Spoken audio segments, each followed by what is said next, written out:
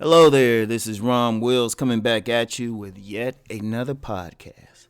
Women have different levels of sex with different men.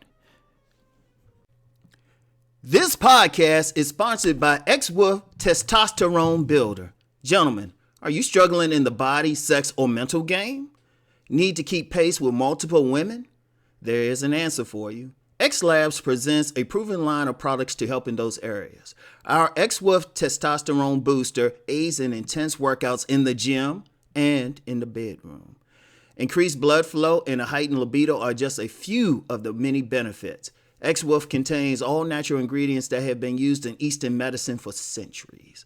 All products come with a 30-day free trial and free standard shipping. Click the link below in the description box to find out more. Quantities are limited. Make a select choice, unleash your inner wolf, and lead the pack today. Yeah, y'all. And that's important. And you know what? This podcast is actually based on a comment from a gentleman, Charles Mosley. And it was from it was a pinned comment in my video where I was talking about a key point in a select, non-select thing. And the link is in the description box. Just check out the pinned comment because Mr. Mosley shared, a situation he was in. He was dealing with a woman, when he was in the service, Marines. He was dealing with a woman and, they would only go so far. It was more like sexual contact, not actual, like, penetrative sex. And then, he found out that she later got with this other dude, alpha showpiece type of dude, big 6'7" dude, and had sex with this dude, like straight sex with this dude, right? And, I said, I got to address that because it's a major issue out there, especially when I'm talking about select, non-select. Because remember what I said in there. It's like, women have to get with select men non-select men just simply because there's not enough select men to go around. And women still, they pressured, they want to be in a relationship, they want to do stuff, still want to have families, and society says, hey, you really should get married and stuff. So they still do what they do. But that's the key thing to understand. And in fact, I ain't talked about that before when I talked about the 5 types of sex a woman will have. I ain't talked about that before. I'm going to put that link in the description box too. Cause it's a serious thing. It happens. Now I remember when I did that 5 types of sex video. Here's some guys hot. It was the men who were getting hot. Women would hit me up privately like, "Damn, how you know?" But but in all fairness, though, in all seriousness, it's something y'all gotta consider. You guys consider it's not so much just getting sex, it's the quality of sex that you're getting. And it also speaks to where you are on a woman's hierarchy. Like if you that guy who, who's just supposed to, shoulder to cry on or something, friend zone type of thing, you probably ain't getting nothing. But you that guy that, she got to get some financial stuff out of or wine or diner and something, you'll probably get sex from her. You'll probably get that transactional sex because she's on some acculturated prostitute thing. You'll probably get that, but then it's not going to be that good. It's just going to be the bare minimum to keep the money flowing. She might give you a little bit extra, or it could be, sometimes it might just be like she's just horny. So she have that, what I called, something to do sex. But that's the thing men had to realize. It's like, how does she feel about you? Because understand something, most women don't share their full sexual nature with most of the men they encounter or even have sex with. They don't. And one of the reasons that is because we do live in a culture that judges the women. We live in a culture, to me, and that's the thing with many men. They'll judge the woman. That woman does something wild or crazy, the man, shoot, he ready to judge her. And then women already know, since they do want to get married, they know they got to hold back for a man.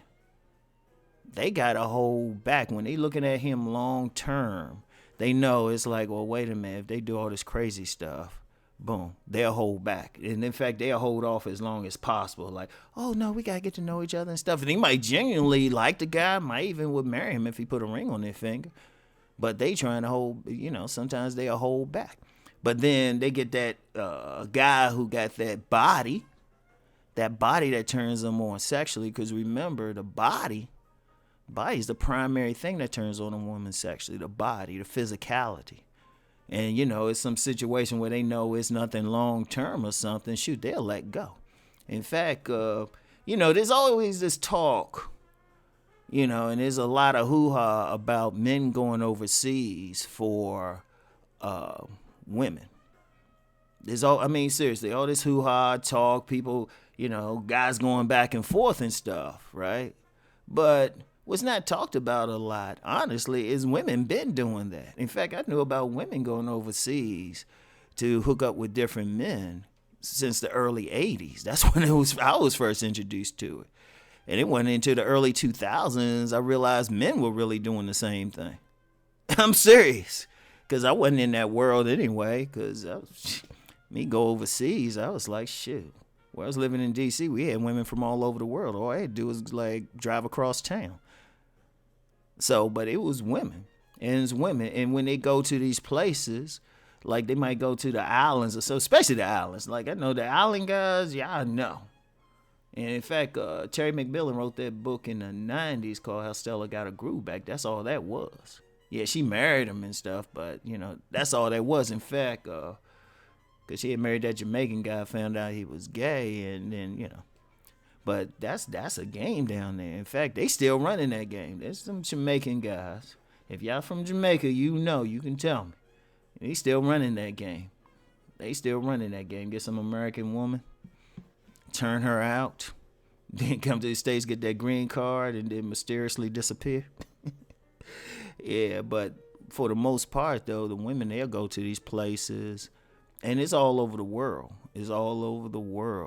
And they just get turned out by that guy, but they ain't worried about for the most part, they ain't trying to hook up with them long term or something.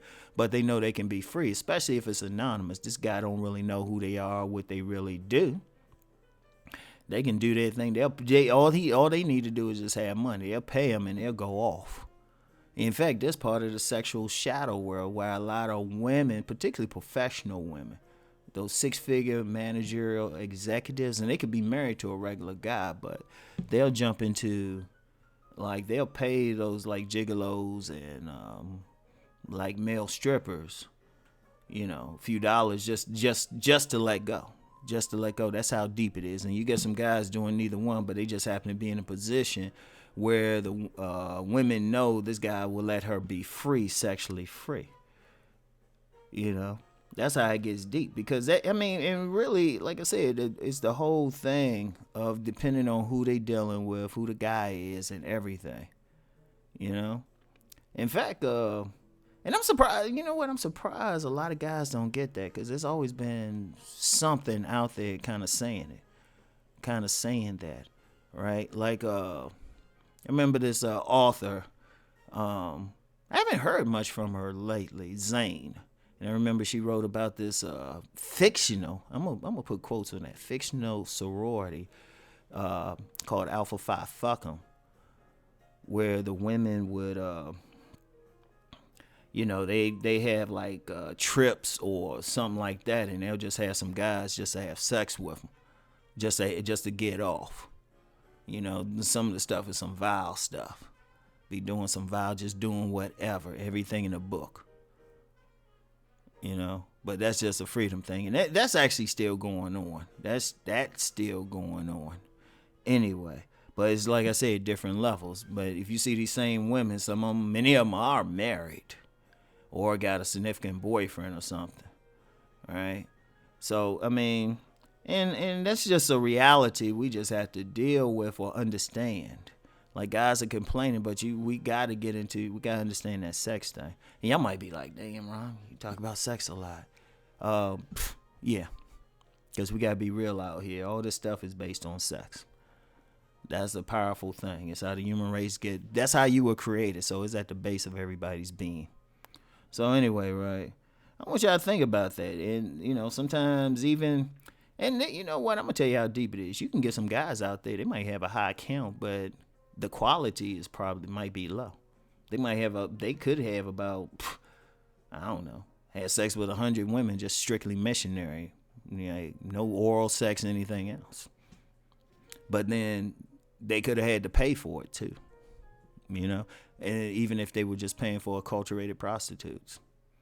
And for those who never heard that term, those are socially acceptable hoes. Shout out to the pimp god.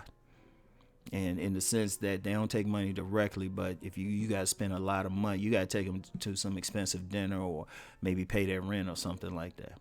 So anyway, though, yeah, it's something to always keep in mind. We got to be real on some things. So anyway, that's all I got for now. I'll get back with y'all later. Peace.